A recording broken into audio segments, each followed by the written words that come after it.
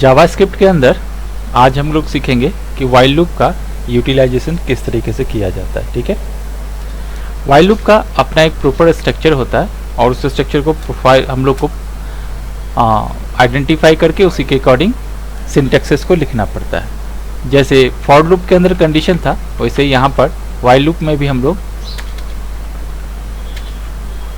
Condition को देते हैं। उसके बाद यहाँ पर कुछ भी स्टेटमेंट लिख सकते हैं आप। उसके बाद इंक्रीमेंट या डिक्रीमेंट आप डिफाइन कर सकते हैं। तो ये प्रॉपर स्ट्रक्चर होता है व्हाइल लूप का।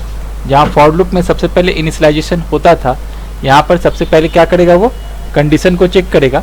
कंडीशन अगर ट्रू होगा तो उसके बाद ही इसके अंदर अगर आपने कोई स्टेटमेंट लिख रखा तो उसको प्रिंट करेगा। फिर इंक्रीमेंटेशन और डिक्रीमेंटेशन हो सकता है, यानी इसका इनिशियलाइजेशन व्हाइल लूप से पहले ही करना पड़ता है। ठीक है, तो व्हाइल लूप के प्रोग्राम को अब हम लोग यहाँ पर देखते हैं। सपोज करिए मैं यहाँ पर प्रोग्राम लिख रहा हूँ, write a program to check to print factorial of given number. अब ये फैक्टोरियल ऑफ गिवन नंबर क्या होता है, पहले फैक्टोरियल क्या होता है। सपोज कीजिए कि हमको अगर 5 का फैक्टोरियल निकालना हो तो 5 का फैक्टोरियल कुछ इस तरीके से निकालते हैं, 5 into 4 into 3 into 2 into 1 is equal to ये हो जाता है कितना, 120। यानी अगर मैं 5 का फैक्टोरियल निकालूं, ठीक है, अगर 5 का फैक्टोरियल निकालता हूं तो ये कितना आंसर आना चाहिए, 120। यानी अपना एक ऐसा प्रोग्राम हम यूज करें जिस प्रोग्राम के थ्रू हम क्या करें, फैक्टोरियल निकाल सके। यानी एक ऐसा लॉजिक हम अपने प्रोग्राम के अंदर सेट कर देंगे कि आप कोई भी नंबर एंटर करो उसका फैक्टोरियल निकाल के वो क्या करेगा, शो कर सके। ठीक है, तो कैसे इस प्रोग्राम को करेंगे ये देख लेते हैं।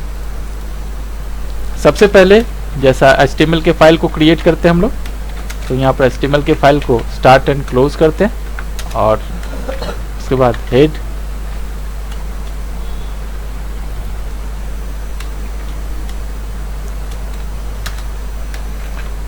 को भी क्लोज कर दिया, टाइटल, फिर टाइटल को भी क्लोज कर देते हैं। अब आते हैं बॉडी पोर्शन में। हम चाहे तो हेड, स्टार्ट और क्लोज के बीच में भी स्क्रिप्ट को डिफाइन कर सकते हैं।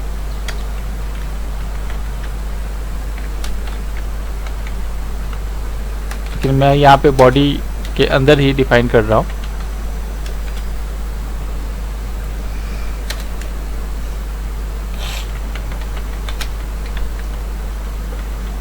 Script language equal to JavaScript,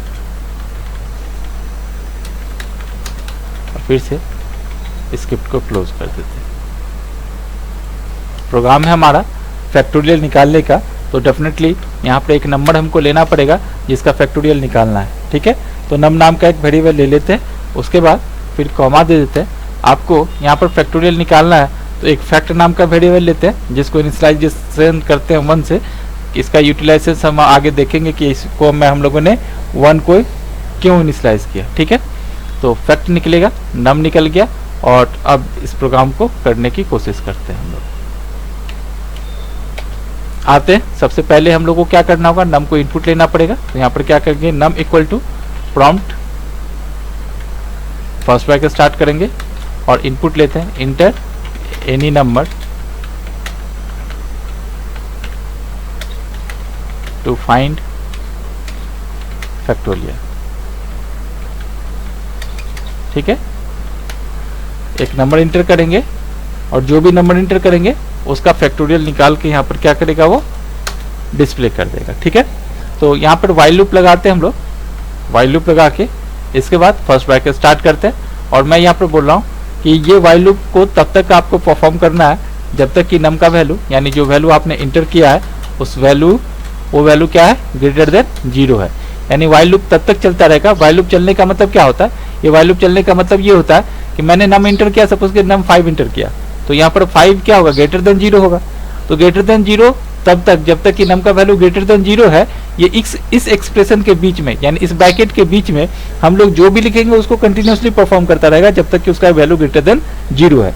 जैसे उसका वैल्यू ग्रेटर देन 0 या 0 हो जाता है, यानी 0 से कम या 0 हो जाता है, तो वो इस लूप को क्या करेगा, स्टॉप कर देगा और आगे इसके एक्सप्रेशन के अंदर जो भी इस ब्रैकेट के अंदर लिखा हुआ उस एक्सप्रेशन को एग्जीक्यूट नहीं करेगा। ठीक है, तो यहाँ पर हमको क्या करना, फैक्टोरियल निकालना है। फैक्टोरियल निकालने के लिए हम लोग यहाँ पर लिखते हैं fact equal to fact into नम।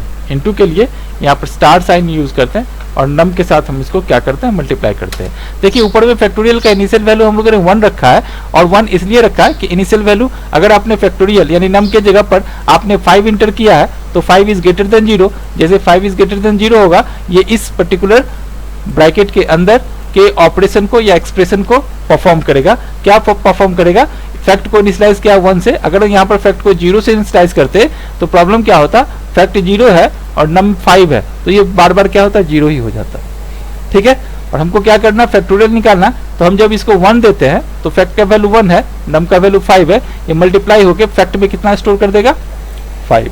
ठीक है, अब आते हैं नीचे आते हैं, फिर से यहाँ पर कर दे हैं num equal to num minus 1। अब ये नम माइनस 1 ऐसे लिख सकते थे या इसी को हम लोग कुछ इस तरीके से भी लिख सकते थे, नम माइनस माइनस, दोनों का मतलब एक ही होता है। यानी आप नम माइनस 1 लिखो तो एक्चुअली ये हुआ क्या, नम का भी इनिशियल जो भी वैल्यू है, नम का इनिशियल वैल्यू अगर आपने 5 इंटर किया है तो 5 माइनस कितना कर देगा, 1। अब सवाल ये उठता है 1 क्यों कर रहा है, क्योंकि फैक्टोरियल के टर्म में जब भी हम किसी नंबर का फैक्टोरियल निकालते हैं तो फर्स्ट नंबर के बाद अगला नंबर उससे कम होता है, 5 इंटू 4 इंटू 3 इंटू 2 इंटू 1, है ना। यानी पहला वैल्यू क्या था, 5, दूसरे वैल्यू यानी उससे एक लेस के साथ हमको फिर मल्टीप्लाई करना पड़ता है, जो वैल्यू आता है उसके बाद फिर एक लेस के साथ मल्टीप्लाई करना पड़ता है, जो वैल्यू आएगा उसके साथ फिर एक लेस कर, यानी अंटिल जब तक कि नम का वैल्यू ग्रेटर देन 0 है उसके नंबर के साथ वो क्या करता रहेगा, सेल्फ मल्टीप्लाई करता रहेगा। और लास्ट में जो मल्टीप्लाइड वैल्यू है वो वैल्यू को क्या करना, हमको प्रिंट करना है। तो जो भी मल्टीप्लाई वैल्यू होगा वो किस में जाकर स्टोर हो रहा है, फैक्ट में। तो अगर हम फैक्ट को प्रिंट कर दे तो फैक्टोरियल क्या होगा, अपने आप निकल आएगा। तो यहाँ पर जो मैंने लिखा है num equal to num minus 1, ये क्यों लिखा समझ में आ गया होगा। इसके अलावा यहाँ पर नम माइनस माइनस लिखा है, तो नम माइनस माइनस लिखने का मतलब क्या होता है, यहाँ पर नम का जो भी वैल्यू है उसके अंदर से एक का डिक्रीमेंटेशन, यानी अगर आप माइनस माइनस लिखो या नम माइनस 1 लिखो, दोनों का मतलब क्या है, एक ही है। ठीक है, तो यहाँ पर या तो आप इसको रख सकते हो या इसको रख सकते हो, मैं पहले वाले एक्सप्रेशन को ही रख रहा हूँ। तो नम का जो भी वैल्यू है उसमें एक डिक्रीमेंटेशन होता रहेगा और लास्ट में हमको क्या करना, फैक्टोरियल को प्रिंट करना है। तो यहाँ पर क्या करेंगे, डॉक्यूमेंट डॉट राइट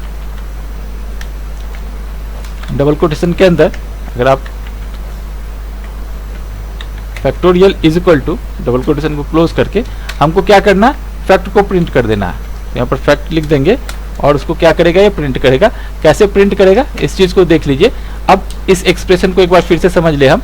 सपोज कीजिए नम के प्लेसेस पे आपने 5 इंटर किया, नम के प्लेस पे कितना इंटर किया, 5।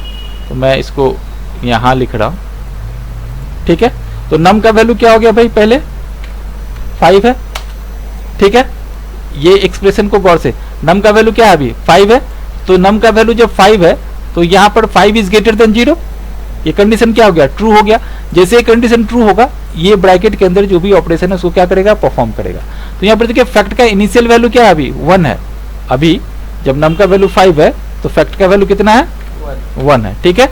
तो फैक्ट का वैल्यू 1 है, तो यहाँ पर देखिए fact equal to fact into num, fact का वैल्यू 1 और नम के साथ मल्टीप्लाई होगा और जाके किस में स्टोर हो जाएगा, फैक्ट में ही। तो फैक्ट में स्टोर हुआ, फैक्ट का वैल्यू 1 है, नम का वैल्यू 5 है, तो 1 इंटू 5 फैक्ट में जाके क्या स्टोर हो जाएगा, 5। तो अब देखिए ये फैक्ट का वैल्यू अब क्या हो गया, मल्टीप्लाई होने के बाद 5। इसके बाद अगला लाइन भी एग्जीक्यूट करेगा। अगला लाइन क्या है, num equal to num minus 1, तो नम का वैल्यू क्या है, 5 है। नम का वैल्यू 5 होने का मतलब क्या होता है कि नम का जो भी वैल्यू है उसमें से एक का डिक्रीमेंटेशन कर दो, -1 कर दो, मतलब क्या हो जाएगा वो 4। तो नम का वैल्यू जो पहले 5 था अब घट के कितना हो गया, 4 हो गया। अब ये लाइन एक, ये पूरा ऑपरेशन यहाँ तक परफॉर्म हो गया, फिर से ये कहाँ जाएगा, ऊपर जाएगा। क्यों, क्योंकि ये पूरा ऑपरेशन अभी तक पूरा नंबर अभी तक परफॉर्म हुआ नहीं है।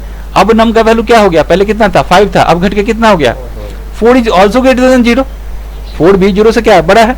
तो बड़ा होने का मतलब क्या होगा, ये फिर इस एक्सप्रेशन को परफॉर्म करेगा, यानी इस ब्रैकेट के अंदर जो भी एक्सप्रेशन लिखा हुआ है उसको परफॉर्म करेगा। तो फैक्ट का वैल्यू क्या है अभी भाई, 5, और नम का वैल्यू कितना है, तो 5 इंटू 4 कितना हो जाएगा, ये 20। तो नम फैक्ट में जाके क्या स्टोर हो जाएगा, अब पहले 5 था, अब क्या स्टोर हो गया, 20। अब आते हैं, फिर एक नीचे आएगा और नीचे जैसे ही आएगा num equal to num minus one. Num minus one का मतलब क्या होता है, नम का वैल्यू कितना है, अभी नम का वैल्यू कितना है 4 है, तो 4 में से एक और माइनस हो जाएगा, अब क्या हो जाएगा ये 3, ठीक है 3 हो गया। फिर से एक इंक्रीज किया, अब 3 इज ऑल्सो ग्रेटर देन 0, ठीक है 3 क्या हो गया, ग्रेटर देन 0 हो गया, ठीक है। तो 0 होने का मतलब क्या होता है, फिर से फैक्ट का जो वैल्यू है, फैक्ट क्या हो गया, फैक्ट अभी कितना है 20 है ना, तो ये 20 है, 20 ऑटोमेटिकली किसके साथ मल्टीप्लाई करेगा, 3 के साथ।